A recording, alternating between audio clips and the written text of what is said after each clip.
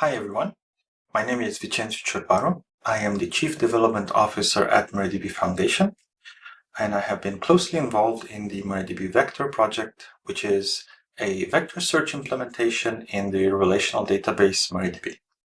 Thank you for being part of SUSECon, and in this presentation we will talk about how we can enable AI-first applications with vector search capabilities in MariaDB. So let's take a very high-level approach first, and then we'll dive down into the technical details.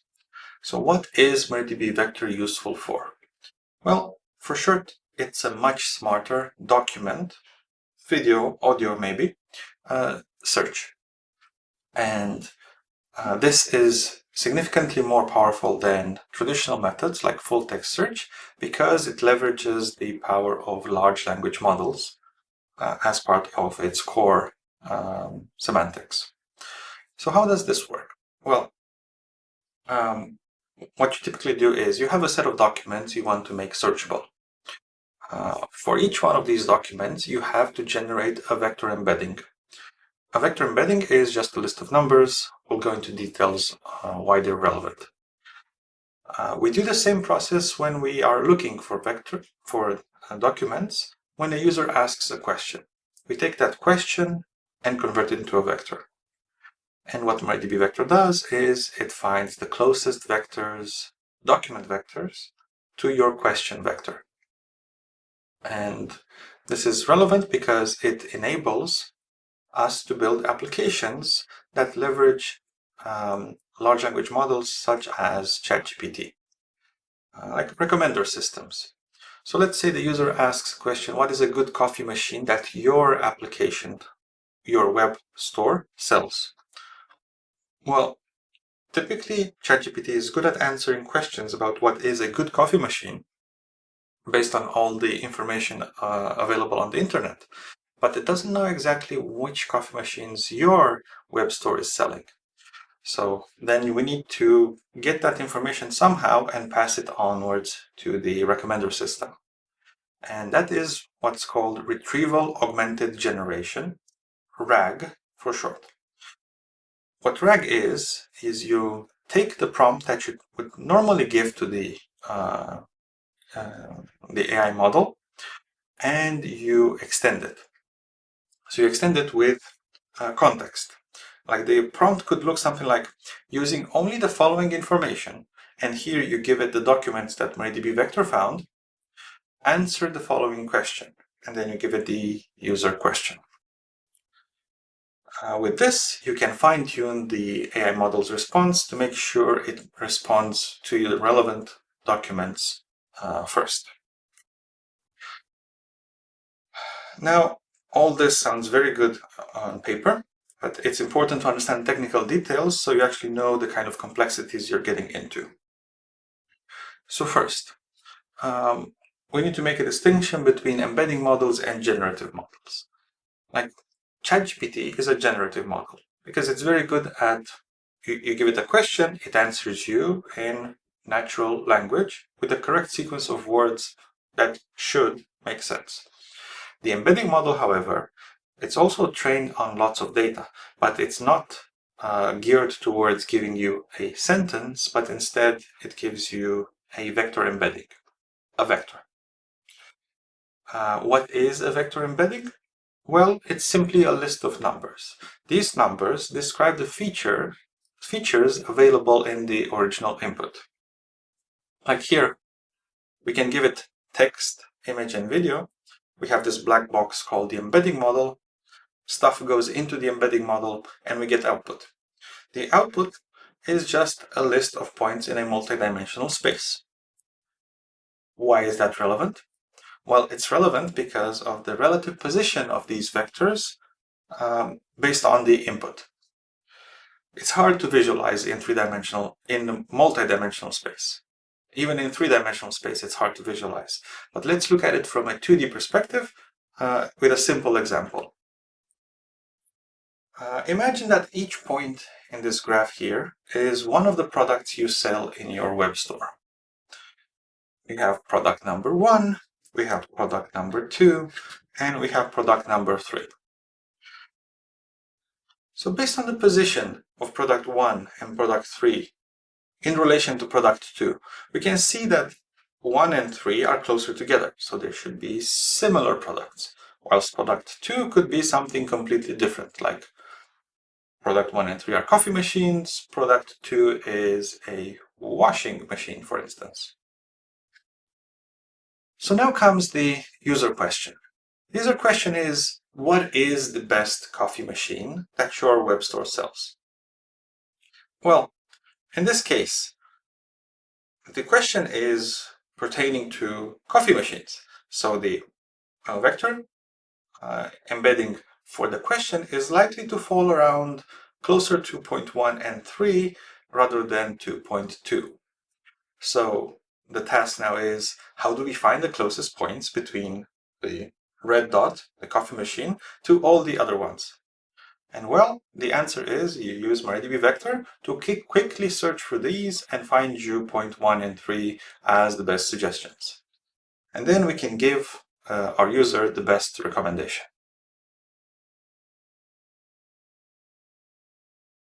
If that made sense, now let's look at it from a deployment perspective. What do I need to do if I am familiar with using databases, but I've never done vector search implementations leveraging vector search? So step 1 is we have to install a vector database. MariaDB Vector already is available, so effectively you can try it out, and it works just fine. Second, we need to install an embedding model. The embedding model is the black box you've seen previously. Because embedding models require usually a GPU to run on, they're not as easy to set up, especially in a cloud environment. So the solution is to rely on others who've exposed this sort of interface via a cloud-hosted API. OpenAI is one example. There are many others. All of them give you a way of generating embeddings from your documents. And then you need to change your application to do two things. Whenever you do an insert, now you also need to insert the embedding model. And when you search, you need to do a special select query using vec distance. Let's start with point number 3. How do we change our application? Well, you're probably familiar in databases that you need an index to search for stuff. Vector search is no exception. We need to create an embedding vector index. The syntax for this is visible here. We have our typical products table, which has name, description, maybe other metadata, but for this example, we're only going to focus on these. And then we have our embedding. So for the embedding, it's a blob, and the vector index references the blob as the indexed column. Notice two parameters, M8 and distance cosine, as special fields. These are part of the vector search paper. We're going to go into them a little bit later.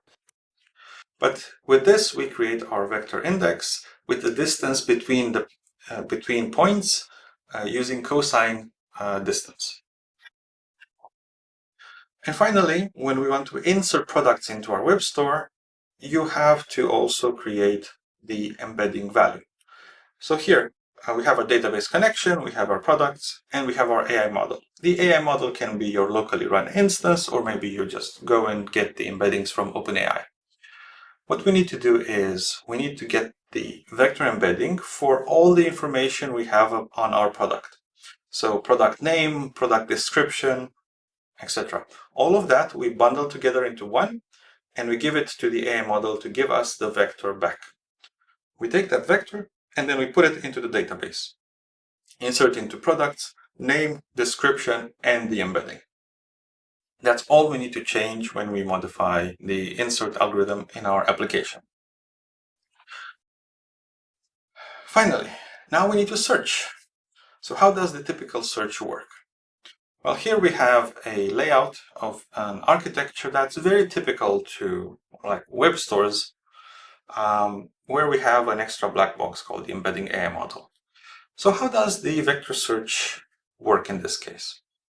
Well, we have a user that searches for a product. Let's say they write some question, like we said, of coffee machines before. Typically, you would just go to the database to get your data from there. However, now we need to ask our AI model for the embedding. So we go and ask the embedding for the user question. All right, we have that, we get it back, it's a set of numbers. How do we leverage this number, this vector, to ask our database for relevant products? Well, we need to run an SQL query, just like we used to, but the SQL query now has to have, again from products, we get the name and description, those are the relevant fields we want. But then we need to do a special order by limit clause. The order by is, I want the most relevant documents. How do we find the most relevant documents? Well, it's the distance between all the embeddings in our database and the user question vector. The user question vector typically comes out as a JSON array from the embedding model. So that's why MariaDB has a special function called vec_from_text, which converts a JSON array into the binary representation that vec_distance is capable of handling. So vec_distance will give us the distance for all the documents, and then we need to have a limit to enable index search, so limit 10 is in this example. We then get the results from the database. We now have our backend HTTP server with all the relevant information. We could even go now to ChatGPT, ask it to fill in the recommendation, just like you saw in the RAG prompt above, or we can just give it a list and have the UI sorted out. In any case, we have the information we need, so we can make the user recommendation. So that's where vector search comes into play. Now, what's the catch? Because it looks somewhat simple. Well, searching for vectors in a database is expensive, and typical indexing strategies do not work for high-dimensional data like vectors, which have 1,500 plus dimensions. In this case, the indexing strategies are only approximate and they don't guarantee the exact nearest neighbor. So the way to fix this is you have to fine-tune your application to get you either more relevant results or faster results. We have two indexing strategies that are typically used in the industry, whilst the first one is the most popular one, hierarchical navigable small worlds. It's based on a paper that was published a few years ago. It relies on having the index fit into memory. If the index fits in memory, performance is quite good. The quality of results is also quite good. If memory usage, however, is limited, we have the alternative of IVF flat. It has low resource usage. It's even faster to construct an index based on it. However, it has poor search quality compared to HNSW. This is why MariaDB does not implement IVF flat, but it is present in PG Vector extension, should that be of interest. We have plans of adding IVF flat in the future. However, HNSW is the most popular one and likely the one you will prefer to use all the time. So where is MariaDB Vector now in MariaDB? Well, it was released in 11.7 as part of the innovation release, and it is also part of the long-term supported version 11.8, which is now currently in RC. It will be GA quite soon, ready for production use. Performance benchmarks have shown that MariaDB is much faster than PG Vector for selects, and we have more optimizations planned for architectures such as ARM, PowerPC. So performance is only going to go up for other architectures as well. We have a few functions we support, such as vec_distance cosine, and then we have the useful functions vec_from_text and vec_to_text. One thing to point out is that MariaDB Vector could not have gotten this good this quickly if it weren't for the collaboration of other entities. MariaDB is an open source database. Well, you're at SUSECON, you're familiar with open source. We work collaboratively with MariaDB Corporation, me being part of the MariaDB Foundation, but we've had large contributions from big players such as Amazon, benchmarking code, bug fixes, things to make MariaDB Vector what it is now. And what is MariaDB Vector now? Well, currently one of the fastest vector search implementations on the market. We have benchmarks both internal and done by external individuals that clearly show MariaDB Vector outpaces the competition. So let's see how we can read this graph. Like I mentioned, the search format is a little bit approximate. That means that we have a trade-off to make. We can get better results, but we have to wait longer for them, and that is recall. So the bigger the recall, the more accurate the results are. And then we have queries per second. So we can improve the recall, but we have to drop the queries per second. However, for the same percentage of recall, we can compare implementations and see where we are. And for all recall percentages that are practically useful, which is something like 99% or 95% to 99% are one of the useful recall metrics, MariaDB is ahead. And this is for a single-threaded example. If we are to do concurrent testing, we see that MariaDB scales much better than PG Vector on a 48 concurrent connections for the same data set. So MariaDB is faster. You will get more queries for the same quality of results. And now a little bit about optimization. So I mentioned that this indexing strategy is a bit approximate. We don't have time to go through all the paper intricacies, but what you need to think about is that we are building a tree of all our documents, where up top there are a few, and then at the bottom we have all the documents. So in here we have layer 1, 2, and 3. When we create the index, we need to build this index such that it only connects relevant documents together and doesn't connect everything to everything, because then it's very hard to search for it. It takes a very long time. So what we do is, in MariaDB, behind the scenes, we've implemented an auxiliary table to store this index on disk, and when we start searching, we load all of this in memory. It's very important to have everything in memory because there is a lot of writing and reading that has to happen otherwise. So this is the graph. The trick about the HNSW implementation is that it doesn't quite support a native delete method. So what we do is the index doesn't really shrink all the time. We just mark deletions as nodes that will no longer be returned. They can still act as jumping points in our search, but we do not have a native delete method. And now you notice that this graph has a set of connections between nodes. Well, that number of connections is the M parameter from the paper. Basically, if you increase M, index construction will take longer, but search will be of higher quality.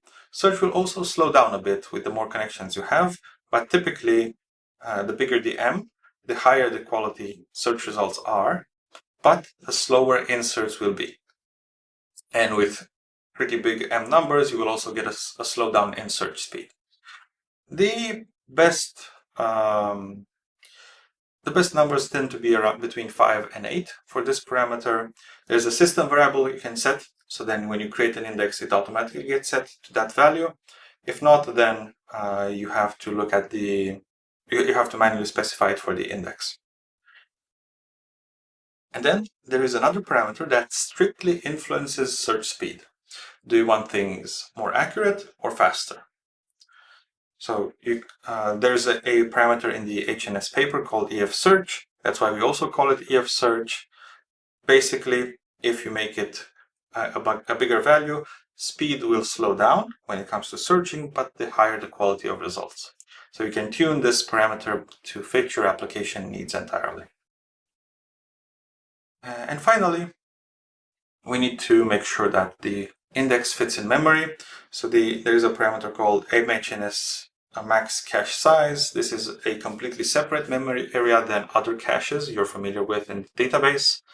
This should fit the index that has all the documents stored. So your biggest index should fit into max cache size. And these are all the parameters that you need to worry about. Of course, there is the distance metric, so you should try out either between Euclidean and cosine. More documentation on this is available on the knowledge base, but basically you have to try out and see which metric fits for your use case. And finally, let's look at what's coming next in future releases of MariaDB. Like, you've seen the architecture where we have to leverage this black box model and we have to change the backend to query the black box embedding model and then go to the database. We're thinking of doing a plugin to generate embeddings on insert, so you don't have to modify your applications at all on the insert side. We could also leverage the Connect storage engine because it's very good at connecting to the outside world. Like, let's say it could do an HTTP request for the embedding. We're also working on multiple indexing algorithms, like IVF flat is a project we started. It hasn't yet been merged, but it will likely go into a future MariaDB version. And finally, there are performance optimizations that you can use, that we can implement that then will be useful. And this is one of the key reasons why relational databases are strong. They're very good at doing complex joins and filtering conditions. And if we can leverage the architecture already present of filtering stuff before going to do vector search, such is the case with the feature called index condition pushdown with traditional indexes in MariaDB. With vector indexes, we will also be able to do faster pre-filtering of vector searches. That's all I had for you when it comes to presenting. I do have a demo I want to show you quickly. So let's see how important this vector search is. So here we have a very simple application. What we have is two context bots. One doesn't get any context. The other one has all the MariaDB knowledge base available as context, and we do use the same architecture that you've seen in the demo, in the presentation, to get relevant pieces of the knowledge base, of MariaDB's knowledge base, and get it to answer. So I'm going to ask it a simple question: what is Galera? And let's see what answers we get. So remember that this is not necessarily going to guaranteed correct answer, but it's likely going to be a much more complete answer because it leverages the information we get from the internal documentation.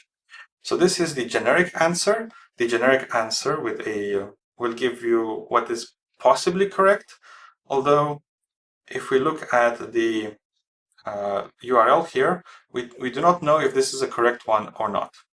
However, on the context-aware bot, this one specifically mentions a particular version of MariaDB because it knows that's the case. It even references a particular release notes for MariaDB Galera cluster. So as you can see, the context-aware bot gives you more specific, precise answers compared to the very generic, very overhead, overall probably correct, but also with a high probability of hallucinating. We can try to ask it another question. So let's ask it, what is group replication, which we know is a feature in MySQL, but it is not a feature in MariaDB. Let's see what the bots answer in this case. So it does tell us, the no context-aware bot, that group replication is a feature in MariaDB, which it is not. However, the context-aware bot will tell us it seems that the information on group replication is not directly available because there is no such feature. we do have Galera, so it does reference Galera. Okay, I hope this makes it clear why vector search is very important. I hope you have a great SUSECON, and thank you for watching.